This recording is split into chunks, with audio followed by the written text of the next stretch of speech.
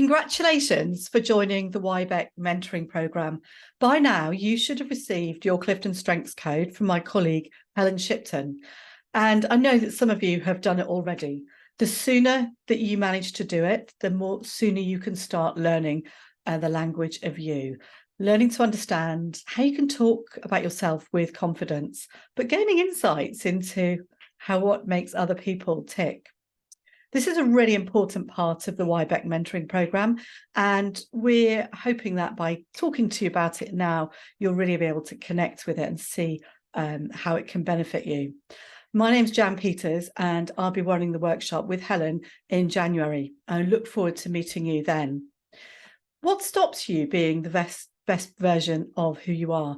Over the summer, Helen and I have been talking with mentors to find out about the challenges that they face or have seen in their engineering workplaces.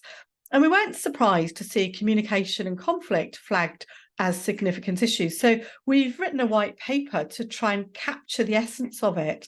And when you've got your Clifton Strengths, to give you insights into how all the different 34 can show up, but also how you can adjust it to make sure and check in with people that you're coming across as you intended.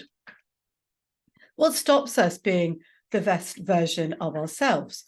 I've got some data for you, and by the magic of sharing my screen, hopefully you can see it.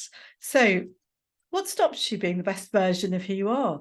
It's really quite scary when you see that 38% of UK employees experience interpersonal conflict a year.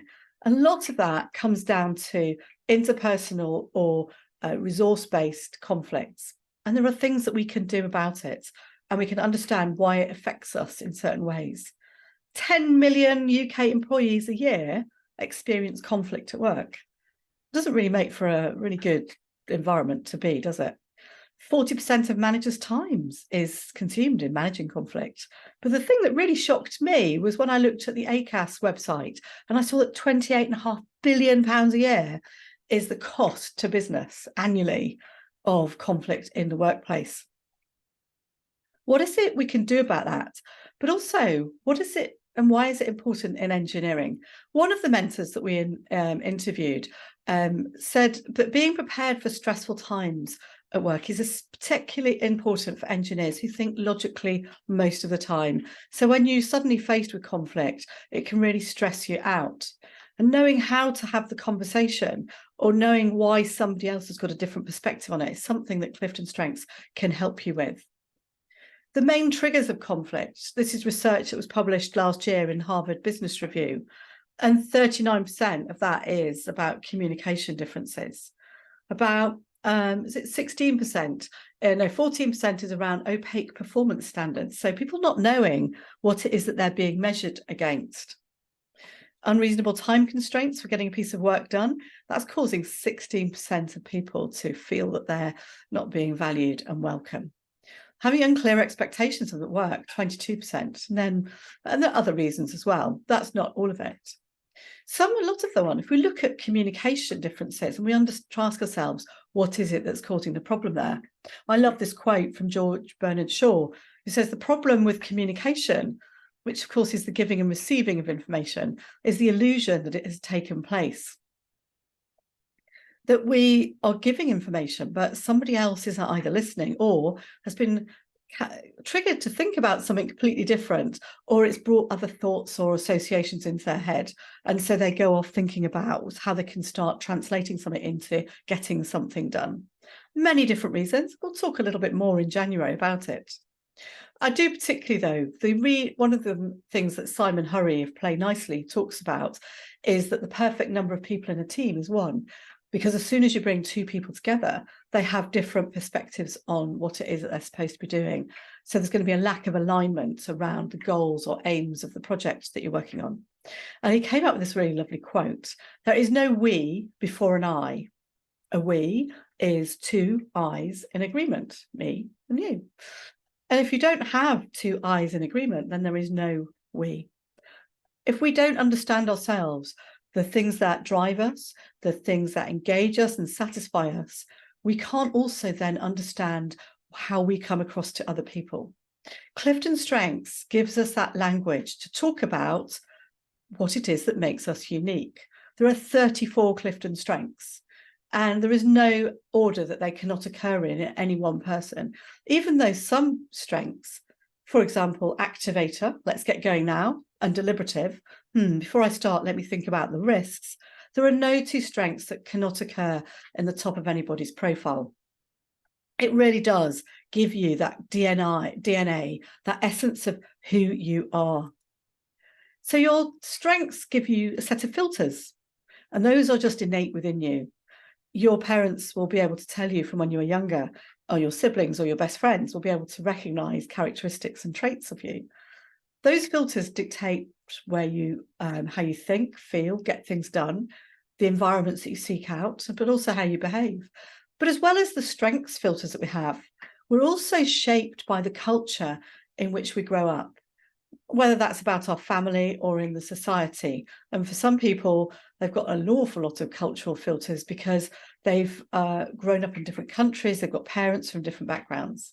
And these collectively drive our emotions and behaviours and how we show up in the world. So it's a really powerful language, and the sooner you start connecting with it and understanding who you are, the sooner you're going to be able to use it to help yourself understand others. One of the mentors that we spoke to came up with the 3 steps for conflict, about how to manage disagreements in a constructive way. The first one is about assessing the situation, focus on the facts, take the emotion out of it.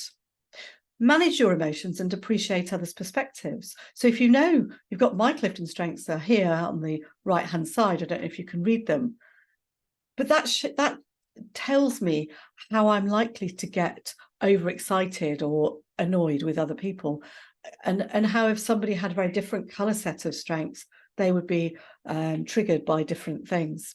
So I'm more about let's get things done, let's get an outcome, let's get going now.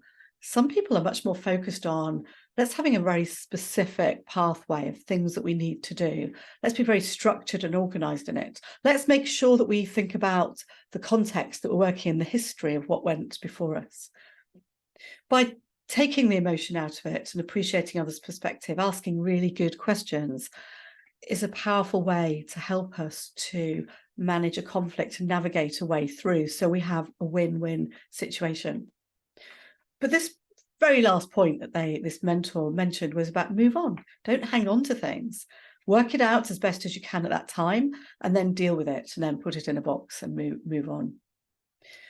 So you've been sent your Clifton Strengths code to do the assessment. Helen sent that to you a week or so ago. It takes 20 to 30 minutes to register an account, take the assessment.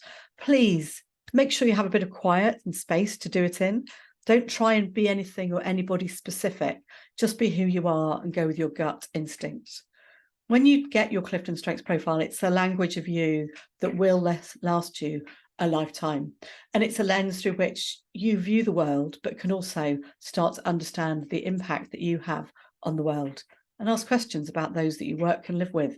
What's their view on the world? How can you navigate it so you can both be two eyes that come together to make a we? Helen and I run a strengths jam every month, the first Wednesday of each month at 11 o'clock, and it's free, and it's just a space for people to come and ask questions about their Clifton Strengths. And sometimes, like the one that's on this Wednesday, it's around, we're looking at goal setting, helping you get yourself set up for the new year. I'm really sorry I've not been able to join you tonight. I've got COVID, but I don't feel too bad. I look forward to seeing you in January. Thank you.